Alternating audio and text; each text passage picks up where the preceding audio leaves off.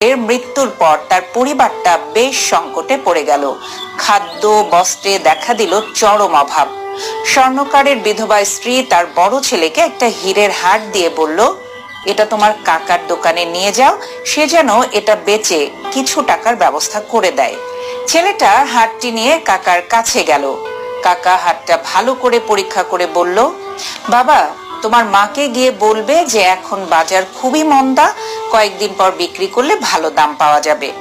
কাকা কিছু টাকা ছেলেটিকে দিয়ে বললেন, আপাতত এটা নিয়ে যাও, আর কাল থেকে তুমি প্রতিদিন দোকানে আসবে। আমি কোনো একদিন ভালো খদ্দের পেলেই তোমাকে বললে যেন তুমি দৌড়ে হার নিয়ে আসতে পারো, তাই সারা দিন আমার এখানে থাকবে। পরের দিন থেকে ছেলেটা রোজ দোকানে যেতে লাগলো। সময়ের সাথে সাথে সেখানে সোনা রূপা হীরের কাজ শিখতে আরম্ভ করলো। ভালো শিক্ষার ফলে ছেলেটি খুব অল্প দিনেই খুব নামি জহুরত বনে গেল। দূর দূরান্ত থেকে লোক তার কাছে সোনা দানা বানাতে ও পরীক্ষা করাতে আসতো। খুবই প্রশংসিত হচ্ছিল তার কাজ। একদিন ছেলেটির কাকা বলল, তোমার মাকে গিয়ে বলবে যে এখন বাজারের অবস্থা বেশ ভালো, তাই সেই হারটা যেন তোমার হাতে দিয়ে দেন।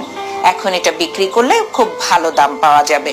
ছেলেটি ঘরে গিয়ে মায়ের কাছ থেকে হারটি নিয়ে পরীক্ষা করে দেখলো যে এটা একটা নকল হীরের হার।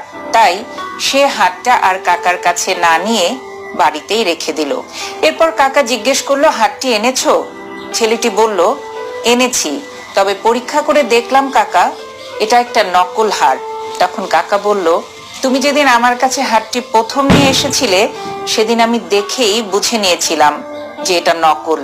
কিন্তু তখন যদি আমি তোমাকে এই কথাটা বলে দিতাম তাহলে তোমরা হয়তো ভাবতে যে আজ আমাদের সময় ভালো যাচ্ছে না বলেই কাকা আমাদের আসল জিনিসকে নকল বলছে।